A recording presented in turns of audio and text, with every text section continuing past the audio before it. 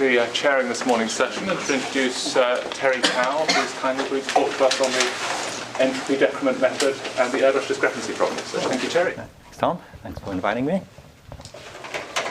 Right, so I'll be talking about, as Tom said, the Erdos discrepancy problem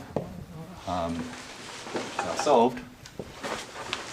Although for this particular talk, I'll be focusing less on this actual problem and more on the technique used to prove it, which is something I call the entropy decrement argument.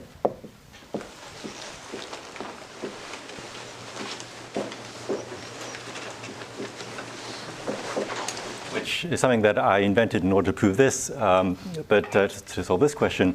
But I think it should have more applications than just this one problem. So I'm going to emphasize this method. So this method is kind of, in the spirit of this structure and randomness workshop. It's similar to other methods used in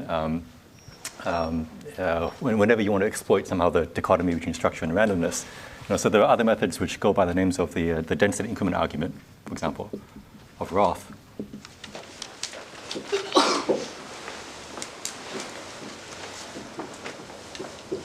So this is what Roth used to show that every dense set of integers contains progressions of length 3. The idea is that if you have a set with some irregularity, you can use it to find a subset with higher density in some progression or something. And then there are these energy increment arguments.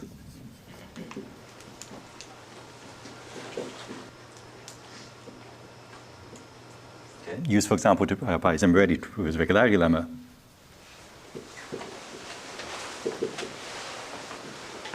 It's a very similar thing. If you have, say, a graph which has some irregularity in it, you can use it to find a partition which increases some energy, some index of your graph.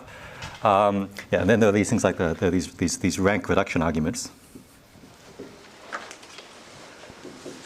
They're used all over the place. If you have a bunch of functions or a bunch of objects or vectors which have some correlation or some constraint between them, you can use that constraint to eliminate one of your variables, reduce the rank of your object by 1. So that's used all over the place. And then there's this what I call the entropy compression method.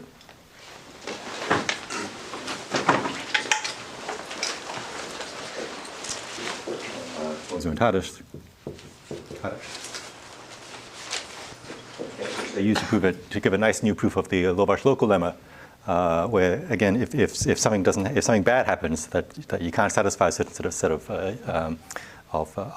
sentences, for instance, you can use that to compress the entropy of some random variable. Okay, so this argument is sort of I think of it as just sort of a sibling of these arguments here, and hopefully that'll become clearer when I actually show it to you. Okay, so first of all, what is the Erdos discrepancy problem? So it's a problem about homogeneous arithmetic progressions.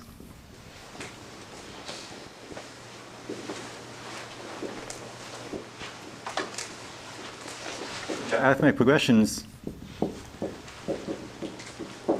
which start at 0, or actually they don't start at 0, but their starting point is the same as their step. Okay, so they're progressions of this form, and the Erdos discrepancy problem is whether you can make a sign pattern which is balanced on all of these progressions. So the question is that does there exist a sequence f from the natural numbers to plus and minus 1, which is very balanced on all these progressions, okay, such that all these, when you sum your function on every single arithmetic progression, it's always bounded.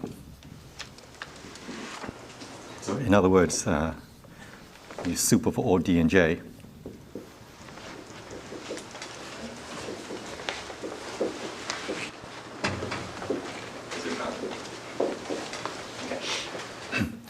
So you can make a sequence which is bounded on some of these progressions. For example, if you only look at progressions spacing 1, 2, 3 up to j, you can easily make a sequence which is for which the sums on for which all the partial sums are bounded. You just take the alternating sequence 1, minus 1, 1, minus 1, 1, minus 1. That will be bounded on every progression step of spacing 1, but it won't be bounded on progressions of spacing 2. And so the question is, can you do this? Okay, and it turns out the answer is no. Okay, so this is what I showed a few years ago now. Okay, previous to this, the best known lower bound on this quantity was 3. That this sequence had to have discrepancy. So this is called the discrepancy of your sequence. The discrepancy of the sequence had to be at least 3. And that was hard, actually. This was done by Konev and Letsitsa only 1 year before. So 2 is fairly easy. Okay, so that's actually a nice exercise if you're bored. You prove a contradiction. You assume that the sum is always at most 1, and then you have this sort of fairly easy 2-sat problem to show that you get a contradiction after a while. To get this lower bound, Konev and Letsitsa had to solve this massive 3-sat problem, and it's a computer-assisted proof. The proof actually has the moniker of being the largest proof in mathematics. The actual file that verifies this 3-sat thing is a couple gigabytes. Anyway, okay. So all right. So this is the discrepancy problem. So I won't focus so much on the full problem, but I'll just focus on one model case. Okay, so model problem.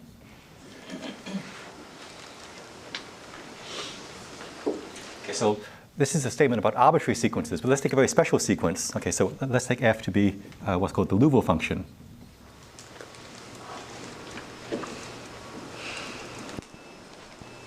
Okay, so the Liouville function of n is defined to be +1 when n is the product of an even number of primes. Actually, let's just say it's -1 to the k if n is the product of k primes. So lambda of 6 is +1, lambda of 9 is +1, lambda of 7 is -1, so forth. Okay, so that's a sequence of plus and minus ones. It's a very special sequence. So it has the property of being completely multiplicative. So it's a completely multiplicative function.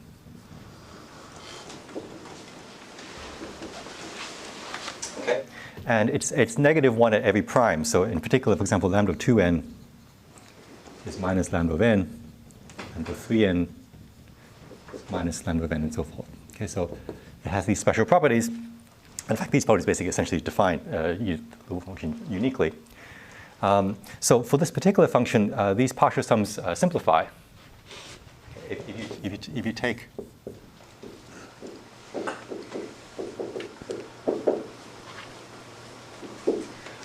you take the partial sums of the Liouville function on homogeneous progression, because of complete multiplicativity, the lambda of I just comes out as a factor, but it's plus or minus 1, so it doesn't actually affect the sum. So lambda d comes out as okay. So so the spacing is actually irrelevant in the case of lambda of the Liouville function, and so the model question is just are the partial sums of Liouville unbounded?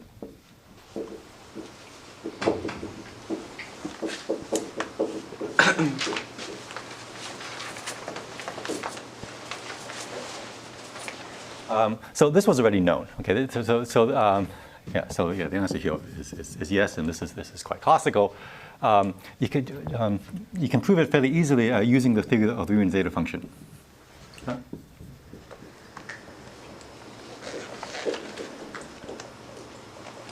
Okay, so the Liouville function happens to obey a certain identity.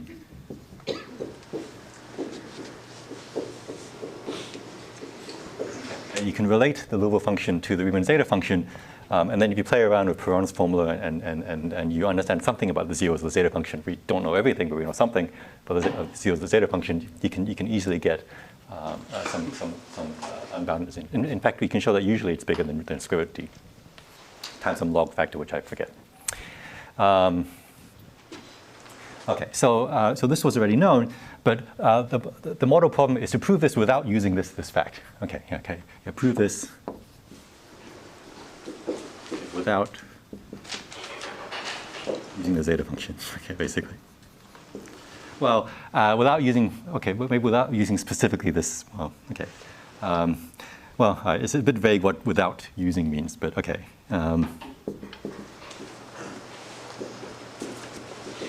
In particular, you would like an argument which works for other completely multiplicative functions than the Liouville function, for which you don't necessarily have a nice relationship with the zeta function.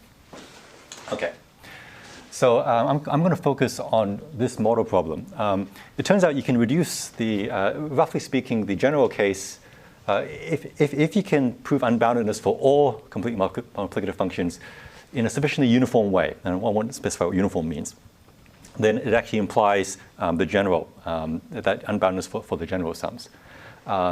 Roughly speaking, the way you do that is that a general function is not completely multiplicative, but using Fourier analysis, you can, roughly speaking, break up your function as a superposition of completely multiplicative functions. And then if you pick D randomly, the completely multiplicative components of your functions kind of decouple on average if you take some sort of second moment in the D parameter. And if each of the multiplicative functions that show up are unbounded sums in a sufficiently uniform manner, you can actually show that this sum on average is also unbounded. And so this actually, that was worked out earlier than my work. So there was a previous attempt to solve this problem by Tim Gao's polymath project, and they didn't solve this problem, but they did achieve this observation that if you wanted to prove the general case, basically it sufficed, roughly speaking, to prove the conjecture for multiplicative functions. Not just the Liouville function, but I'm just going to focus on the Liouville function for simplicity. Okay. All right. So I'm going to think of this in probabilistic terms. So you can sort of probabilistic, say, interpretation.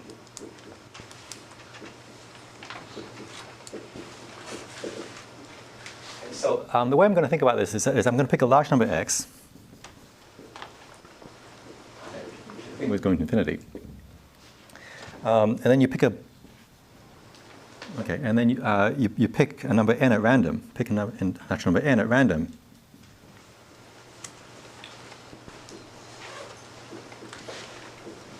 One to x. So lambda of n. Okay, so what this does is that it produces a stationary process. So you then look at the sequence, the sign pattern of the Liouville function near n. So you've got so you take lambda of n. That's some random number, plus or minus 1. This is another number, plus or minus 1. Okay. So for every random number, you will generate some random sequence of signs. Okay, and as n shifts around, you get a different sequence of signs. So you get a process. You get a pattern of signs, and it's basically stationary. What that means is that if you shift this random sequence by 1 or by 2 or whatever, you get another sequence which has the same distribution asymptotically in the limit as x goes infinity as your original sequence. So it gives you some stationary process of signs,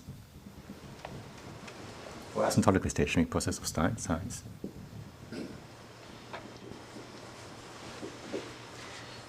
And rather than look at the full partial sums from 1 all the way up to some big number d, we'll just look at short partial sums.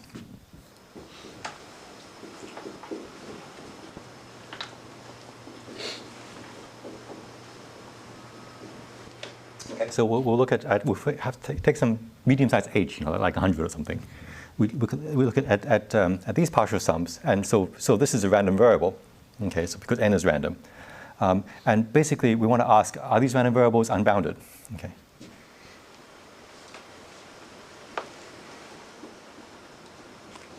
In h. Okay, so of course, for any fixed h, they're bounded by h. But does the bound grow in h? Okay. So if you can show that this random variable can become arbitrarily large as h increases, then that implies that partial sums must be unbounded. Okay. So you can just have a look at each individual at sort of sums of random variables. Okay. All right. So each individual random variable is easy to understand.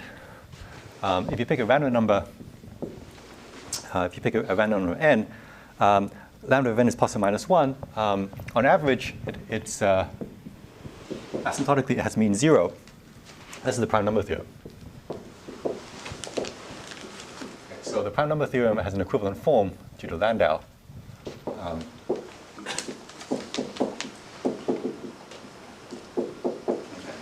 That on average, the Liouville function is balanced. It has plus minus 1s in basically 50-50% of the time. Okay, strictly speaking, okay, I've already used the okay, if you want to prove that, you have to use this. But okay, but this it's somehow less. I'm using this less than the direct way to prove unboundedness using this identity. But anyway, lambda is balanced, and of course it's plus or minus 1. So its variance, therefore, is basically 1. Okay. Because the absolute value of lambda squared is always 1. Okay, so each of these random variables is basically a Bernoulli random variable. It has mean 0 and variance 1. Okay. So if all of these random variables were independent, then life would be very easy, because if you sum n independent variables, then the so h independent variables, the sum here would have variance h, and so hence it must be at least as big as root h some of the time, and root h is unbounded, so you're done. Okay. So if we knew, okay, so actually, if we knew,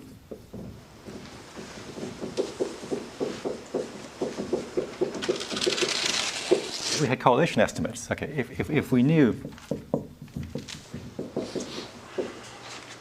that any two random variables, let's say lambda n and lambda n plus h, were asymptotically uncorrelated, that their mean was literal of 1, so their covariance was literal of 1, then we'd be done. Okay, yeah.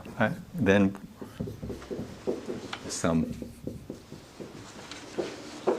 variance h is unbounded.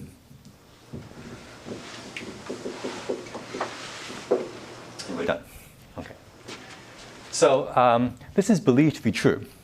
So there's this heuristic called the Mobius randomness hypothesis, which in this case would actually be the Liouville randomness hypothesis, which basically predicts that these, among other things, that these random variables, so that these actually these random variables actually do behave like independent random variables.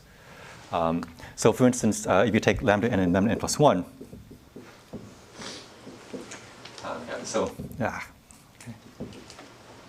it's believed that you just take two of these random variables, say two consecutive ones.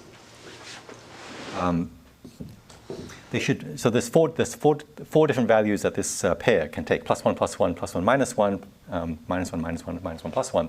It's believed that they're equidistributed. So each sign pattern should occur 1/4 of the time.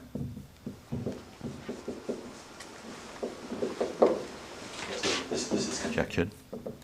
And similarly for longer patterns, if I take a sign pattern of length h, every sign pattern should occur with probably 1/2 to the h asymptotically. This is actually called the Chowler conjecture.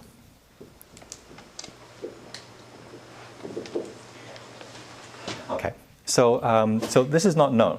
Okay, so it's known for 1. Okay, so because of the prime number theorem, each individual sign will be plus 1 or minus 1 or probably 1/2, but there could be correlations between individual elements, and potentially these correlations would maybe conspire to make this unbounded.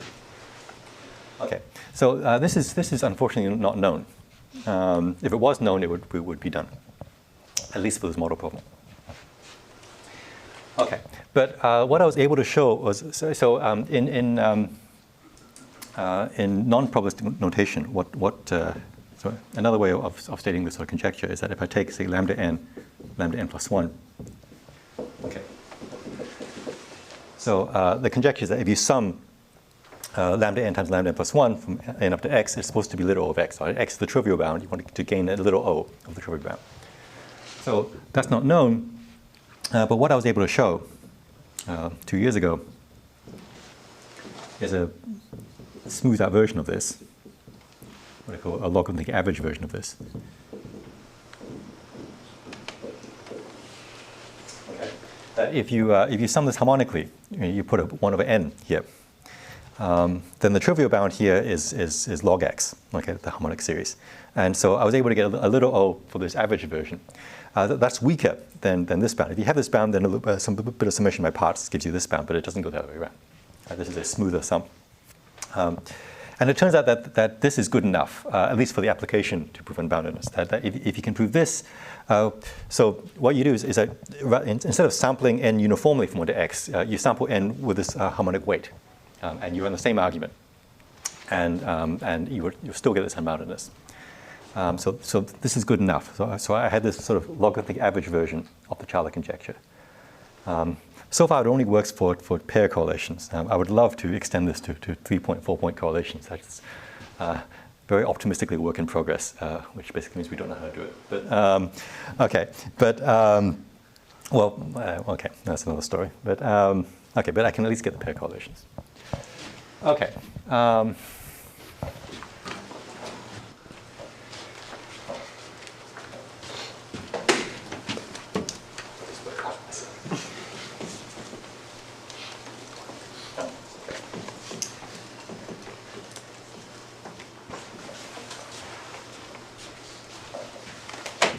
All right. So before I talk about my proof, so you can use. Okay. So basically the idea is that you have to start using properties of the Liouville function. Okay. So if you take an arbitrary sequence of plus minus ones, there's no reason.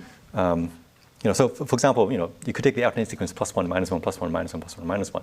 Right. There the partial sums are bounded, and there you have plenty of correlation between consecutive elements. But that sequence is not completely multiplicative. It doesn't obey these properties. And so you want to use somehow these facts about the Liouville function. Okay. So let me give you a simple example of how you can use that. So here's an observation. Well, not in this language, but essentially due to Harman.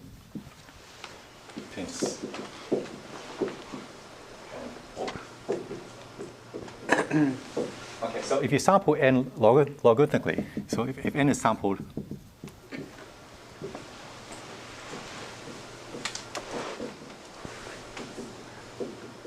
so what that means is that the probability of n being any given value n naught is 1 on n naught divided by the sum of n 1 of n naught n up to x. Okay, so you sample using this sort of harmonic distribution up to x. Okay.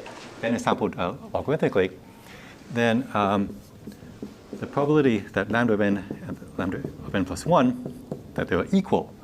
This should be 1/2. Okay, so conjecturally, this is a random sign, this is a random sign. This should behave like 1/2. But what you can do fairly easily is get a lower bound of 1/3. That's not great. Okay? And so why is this? So what we're going to do is that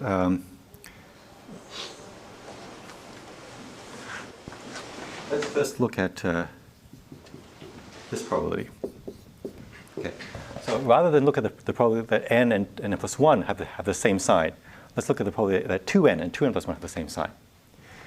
So I claim that this is basically the same as the probability that n and n plus 1 have the same sign, and n is divisible by 2,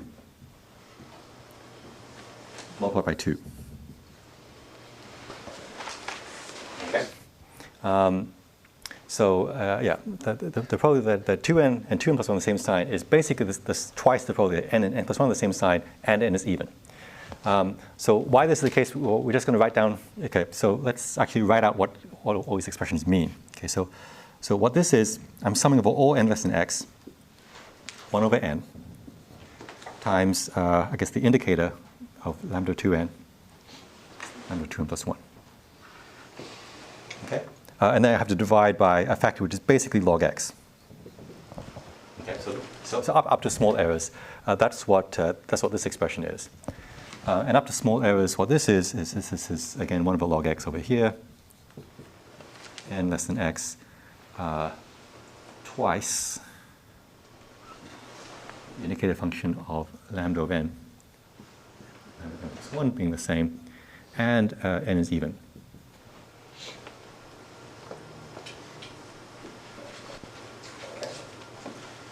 So to make these look the same, I guess I can do here. Okay, so if you make the change of variables m equals 2n, okay, if you start this sum and you make the change of variables, then what this is 1 over log x. N is less than x, then m is less than 2x. Indicator function lambda of m is lambda of m plus 1, and m is even. Divided by n, but dividing by n is dividing by m multiplied by 2. Okay? And when you compare that with what you have over here, it's almost the same, except that your range is now ranging over 2x rather than over x. Now, if you were doing ordinary averaging, this would be a big problem. But when you're doing logarithmic averaging, the averaging over x and averaging over 2x is almost the same, because the error is of size 1, and 1 over log x goes to 0. So because of this log averaging, that is negligible, and that's what gives you this sort of here. Okay, so lambda 2n plus, so this event has the same probability as twice this event.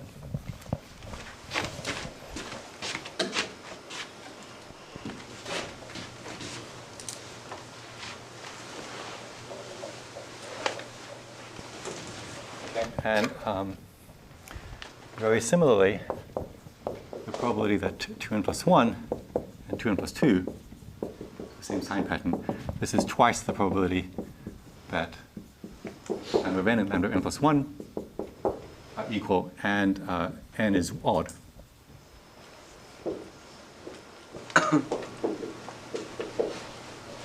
A very similar argument. Okay? And then finally, if you look at the probability that lambda of 2n and 2n plus 2 are equal, here you can use multiplicativity. Okay, I haven't used that yet. If lambda of 2n and lambda of 2n plus 2 are equal, that's exactly the same as n and n plus 1 being equal.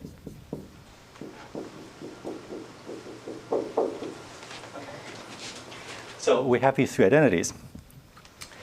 On the other hand, from the pigeonhole principle, okay, if you look at lambda 2n, lambda 2n plus 1, lambda 2n plus 2, these are three signs of size plus or minus 1. Two of them have to be equal, no matter what.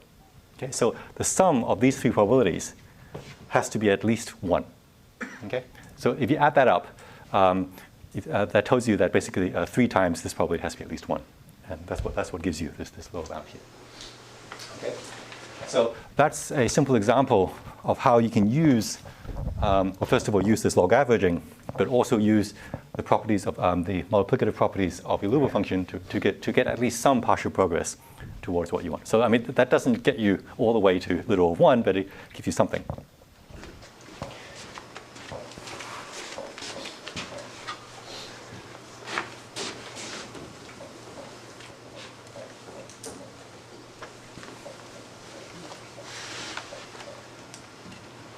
So okay. That's about the opposite probability.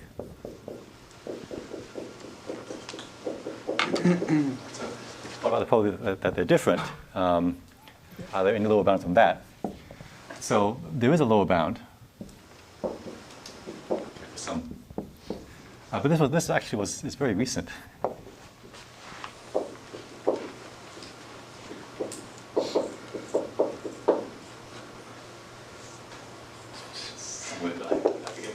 I forget where the accent goes. Maybe? Okay, well, okay. All right. Okay, so yeah, in the opposite direction, the changes of sign also are known to occur with positive probability, but this is very recent. It was only known in 2015. Because Kaiser and Max, Matamaki and Matsuo, what they proved, this is a corollary of a really nice theorem of theirs that showed something about these partial sums. So they showed that these partial sums over here, yeah, what they showed is that, okay, so if you take these partial sums, and you look at how they fluctuate, so there's a trivial bound of h. But you can actually get a little bit better. Okay, so I think they can get something like log h to a small power. Okay, there was a little bit of a gain that these partial sums cannot, it must have some cancellation eventually if h gets big enough. Okay, so this is a difficult theorem, and yeah, that uses lots and lots of sort of, well, not quite zeta functions, but Dirichlet series technology. So I'll just take this as given. Once you have this, then you can prove this. Because suppose this wasn't true, okay? So suppose instead, if this was not true, that if the probability of lambda of n changing sign with lambda n plus 1 was tiny, literal of 1, what that would mean is that almost 99% of the time, lambda of n and lambda n plus 1 have the same sign. And then for any fixed h, with probability close to 1, this sum would have no cancellation. This sum would be size h, and you would eventually get a contradiction. Okay, so by using this rather deep bound here, this is quite non-trivial. They could also get some lower bound in the other direction. Okay, and it's possible to play around, and you can use further ad hoc methods like this. You can also work with triples. So yeah. So with Manomaki and Madzuo, we're able to show similar things for three-term sign patterns.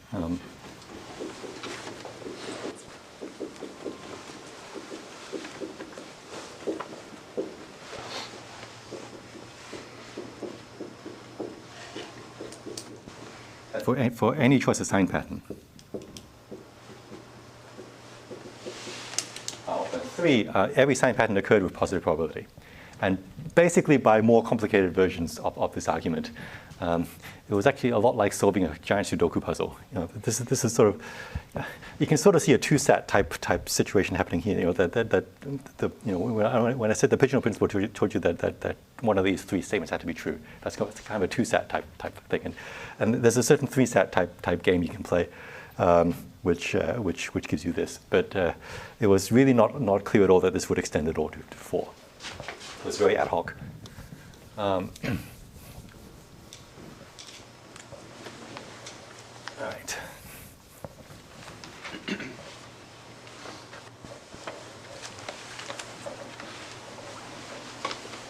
This built on earlier work of Hildebrand several decades earlier, who showed at least that each of these sign patterns occurred infinitely often, but they didn't have the positive density because that needed this theorem of Manomaki and Madzuo. Okay.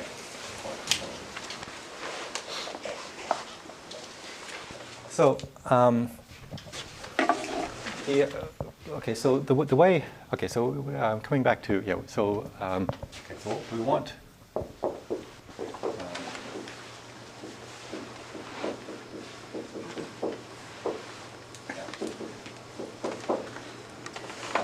so we have this model problem. Okay, we want to understand the correlation between, let's say, adjacent elements of the Liouville function. So this is just a single sum. You would like to, so there's not much you can do with a single sum. So you want to try to average it to make it, to get more cancellation. So you can average this expression using some of the symmetries of the problem. So, for example, there's translation symmetry. This average is also the same as lambda n plus 1, lambda n plus 2, up to a tiny error, and so forth. You can shift because it's a stationary process, you can shift your correlation around. And so if you like, you can average, let's say, j from 1 to h.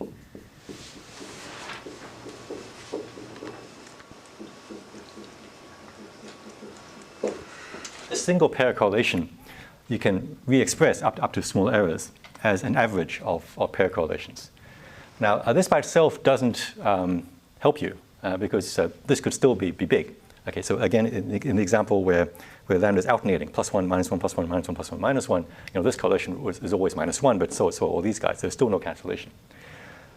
So a single average by itself is often not enough to get cancellation. But when you have two averages, when you have a double average, then you can start playing games, Cauchy-Schwarz and circle method and so forth. There are lots of tricks for how to exploit double averages. But when you have single average, there's somehow not enough structure yet.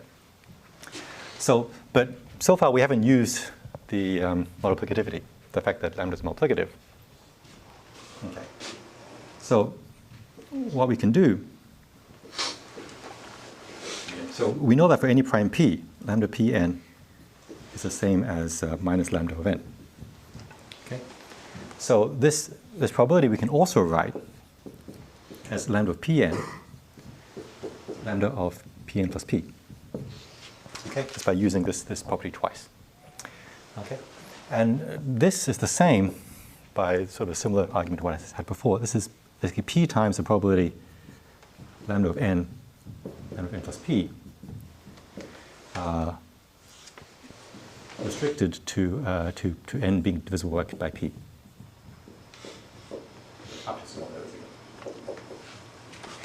So by a similar argument to what I had over there, the explication of this quantity is by change of variables, basically, and using the fact that we have log averaging. This is basically p times this correlation with this annoying restriction. Okay, so so this is another symmetry you have. So if you combine these two symmetries, or what you get, so you can write this correlation as a double average.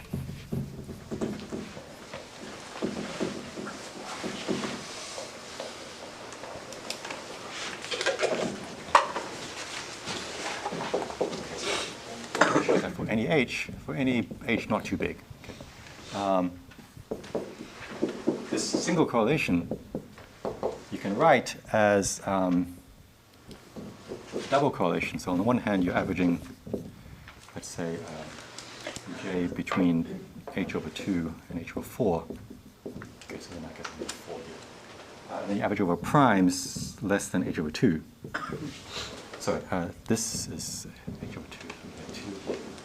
Primes up to h over 2, so then I need, I think, a 2 log h over h. Never mind these averaging factors. Lambda of n plus j, lambda of n plus j plus p times indicator function of n plus j equals 0 mod p. So if you combine both the dilation invariance that's happening here and the translation invariance that was used here, you can get a double average. You can replace a single correlation by a double average of correlations between different points of your sign pattern. So you look at the sign pattern at position j and the sign pattern at position j plus p, and you correlate these, but you correlate them together with an additional annoying factor here. Okay, so yeah, up to small errors. So using the multiplicativity, you can convert this single average into this mess here. Now, what's particularly bad about this mess is this quantity here. This is very annoying. On average, this is 1. Because n is moving. N is selected randomly. Okay, if p is a small prime, as n moves randomly, this indicator function will be one piece of the time and 0 elsewhere. So this quantity has 1 on the average. So okay, if we could actually delete this factor, we could replace it by 1, then this is a much easier expression. So now there's a double average like this. P is restricted to be prime, but if you ignore the fact that you're prime, okay, so if this was averaging, if P was actually ranging over all numbers from 1 to h over 2, then you're basically just averaging, you're correlating over all pairs, n plus j plus p, between 1 and h. And this would basically be an application of something like one of it's cheating a little bit.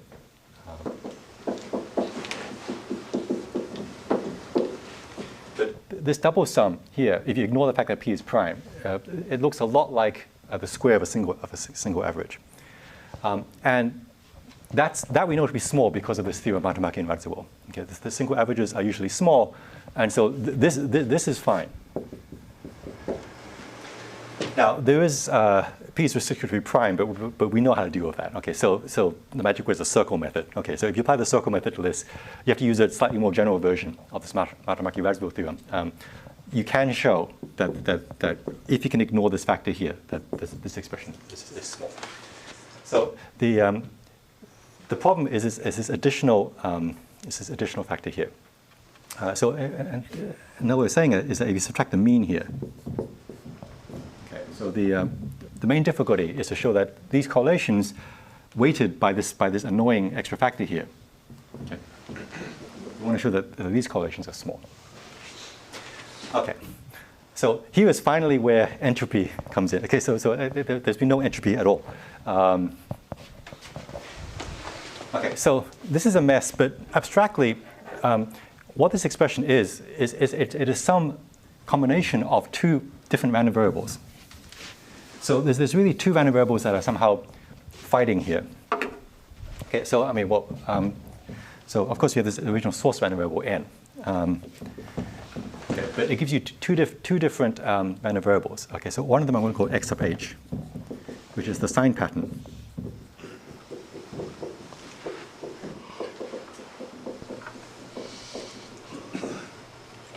So on the one hand, you have the sign pattern. Every random number n gives you some length h sign pattern. So this is some random variable taking values in -1 plus in a cube. Okay, so there's a sign pattern floating around there, which we don't understand very well, and that's what sort of determines this portion that controls this portion of this sum. And then there's another random variable which we call y sub h, and these are the congruence classes of n mod p. For all primes p, I need it.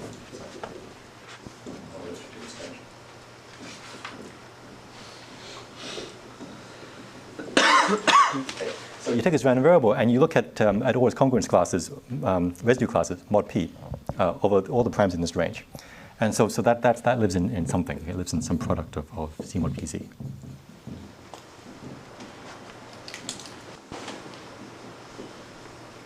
So these residue classes determine this portion of the random variable of the sum. So this whole expression, just abstractly, you can think of it, it's just some explicit function of these two random variables. Okay. And the question is, can you make this expectation small? Okay. All right. So here's where you can start using.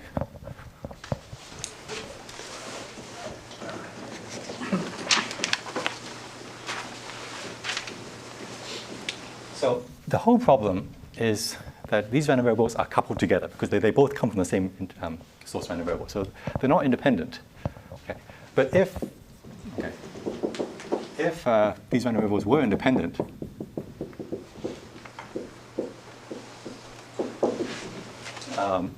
then it turns out that you can make this really small.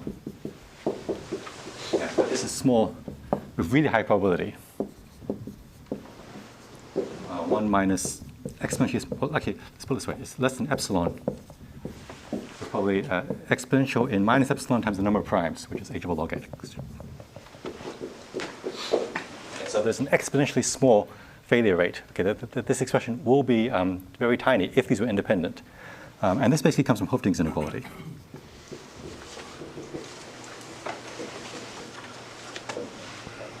The reason is, this random variable we don't understand. Okay, in fact, understanding this is basically the whole point of this exercise, is to try to understand this random variable. But this random variable we understand very well. Okay, that as n ranges from 1 to x, and if x is huge, this random variable is basically uniformly distributed over this this set here. So in other words, you can think of n mod p as just basically independent random variables that are uniformly distributed. So each of these expressions here are independent random variables with mean 0. And if this junk here is independent of this stuff here, then you can use Hoeffding's inequality and get some concentration. Okay, so so if these were not correlated, so stronger than not correlated, if they were independent, then you would have you would win with a huge gain, in fact. So how can you not win? Okay, so all right, so this is like the randomness portion of the dichotomy. Okay, so what is the opposite structured part of the dichotomy? So suppose you don't win. Suppose this is very biased. That on average this is very big. What this means is that whenever you fix a sign pattern, whenever you condition xh to be fixed, there's so much correlation between xh and yh that when you fix the sign pattern of xh, this random variable is no longer uniformly distributed, but it has become concentrated into an exponentially smaller set. That there must be a lot of dependence between these random variables. That fixing xh reduces the entropy of yh quite a bit. Okay, so by playing around with entropy inequalities, what you can show is that if this is big,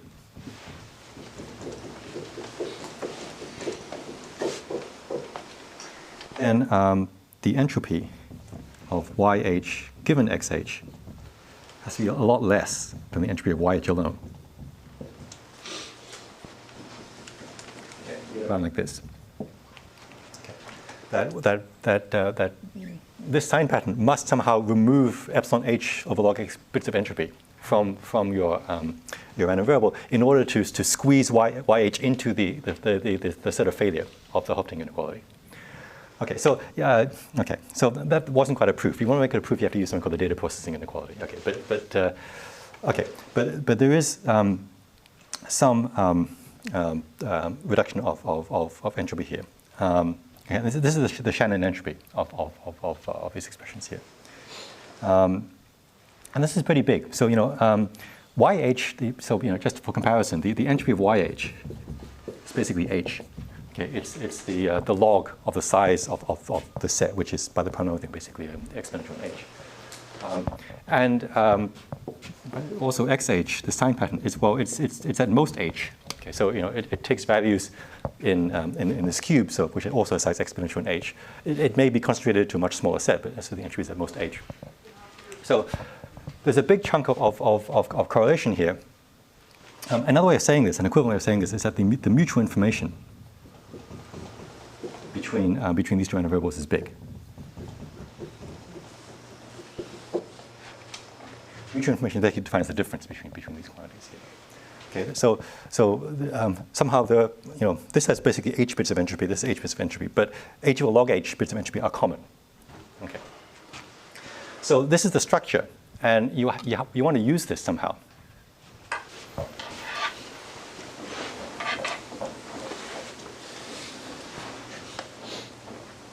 So you want to use this to decrease something, right? That's the entropy decrement. So the way you proceed. So first of all, this entropy here, the word entropy of the sign pattern, it has a subadditivity property. Okay. Like the entropy of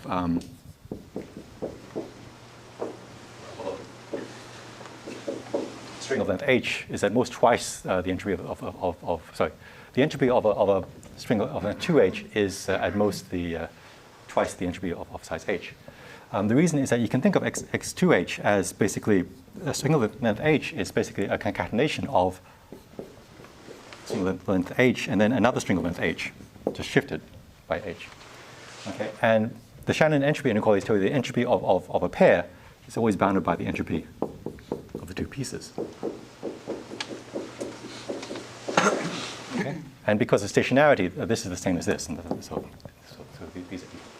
So there is this subadditivity of entropy, which is very well known. But if you have this sort of shared information, then you can improve this bound here. So let's see how does this go.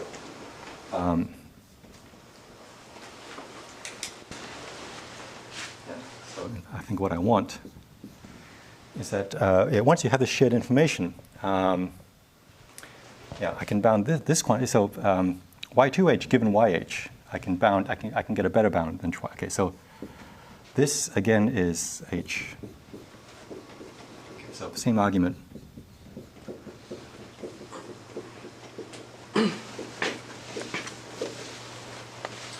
Right, so I have this plus this. Now this expression is the same. Again, it's xh yh. See, xh prime again is the same distribution as xh, and yh doesn't change. When you shift n by a constant, the new random variable, the new yh, is the same, has the same information, carries the same information as the old yh. Right? There was no new entropy produced there. So these are equal. So this is twice YH. And this is the same as twice entropy of X minus twice the mutual information of XH and YH. Okay, mutual information is symmetric. So the mutual information is the difference between YH and conditional YH, but it's also the difference between XH and conditional XH. So what you see, so maybe if I normalize it, okay, if you look at the mean entropy of X2H conditional here, there's a decrease minus an epsilon over log H. Okay, so you divide by H. The mean entropy over here, you have to do this little bit of conditioning, is less than there's a decrease in the mean entropy by this certain factor here. Okay. So now what you can do is that you basically iterate this in H. So you replace H by 2H, 4H, 8H, and so forth. Okay, so it's slightly annoying that these the left-hand side of my hand don't quite agree. So actually, what you have to do is you have to condition not only on YH but on all the previous YHs as well. Okay, so there's a variant of this inequality that I just mentioned where you also condition on all the previous residue classes, but because of the Chinese remainder theorem, so everything still goes through. But now it iterates, so you can keep iterating this. These expressions are all bounded because the entropy is always at most H. So these are all bounded by 1. But as H increases by powers of 2, this decrement is diverges.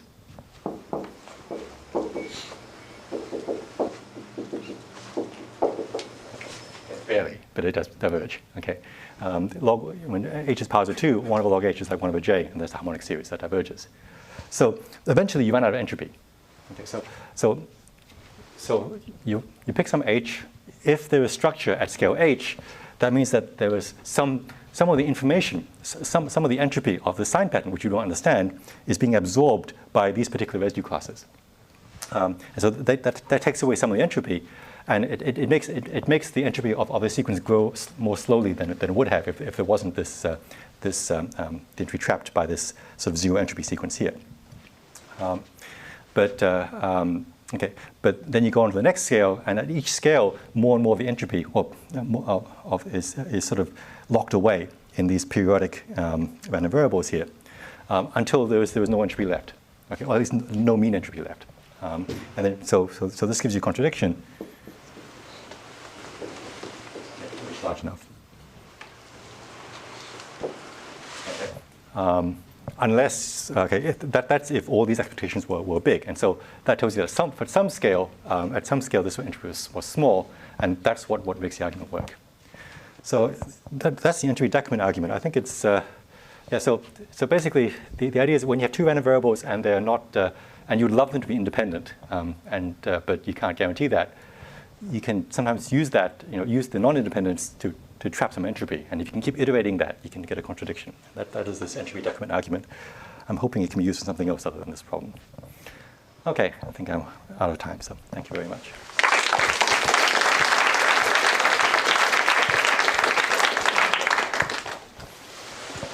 Any questions for Terry? So like in CS, we do often like try to prove something assuming everything's random, even when it's not, and then go back and look at the spots where we use randomness and like substitute the correct notion of pseudo-randomness, like pairwise independence, pairwise independence. So kind of in this, it looks like we get to Hopking's inequality, assume it's random, and then is there an appropriate notion of pseudo-randomness that you're kind of proving here with your energy decrement argument? Yes, so pseudo-randomness in this case is small mutual information. Okay. It's a fairly weak notion of independence. But, yeah, that's the analog. Can you say something about quantitative bounds? Not much. Yeah, so I think for example, if you wanted to control, there's many steps. Okay, so I think if you wanted to control this, I think for this pair correlation already, I think it's like a log 3 or log 4, 3 or 4 iterated logarithm. Because basically the divergence of this is so slow. Also, at some point, I had to use the Mathematical-Radzio theorem that also loses another log. Although maybe there was a loss in parallel rather than sequentially. But okay, okay. Then that feeds back into other things. So the reduction from multiplicative functions to general functions for the Erdos discrepancy, I think that loses another log or two. So all the bounds have some iterated log in them, but they're certainly nowhere near the optimal. So I haven't bothered to optimize how many logs you lose. How sensitive is what you did over here to the quality of the tail bound? Yes, yeah, no, it's quite sensitive. Yeah, so if the failure rate was like log squared, this wouldn't work because the entropy that I take out at every stage now is bounded. So I was somehow I was lucky that the quality, basically that there were enough primes. I needed the prime number theorem. I needed that there was enough primes at every stage. So actually, it's like I needed enough primes for Euler's theorem to be true. Okay, that the sum of the circles of primes diverged. Roughly speaking, each prime sort of takes out one over p bits of entropy from the system. So it only works if you have a really good concentration estimate. So you definitely need exponential quality at least, or very close to exponential. Is it obvious that the normalized partial sums are bounded? Like say normalized by 1 over square root of blank? So yours is that the soup diverged. Whether these are bounded? Yeah, is that obvious? No, that's the Riemann hypothesis. Okay. Well, not quite. Okay, Riemann hypothesis is this x epsilon. That's equivalent to the Riemann hypothesis. Yeah. No, the best bound known on the partial sums right now. Exponential. Oh, actually, I don't remember. Okay, this may not quite be right. Okay, there is some game which is of this shape. I don't quite remember exactly what it is. You get some gain, but even a power gain, that would be huge. That would be huge progress.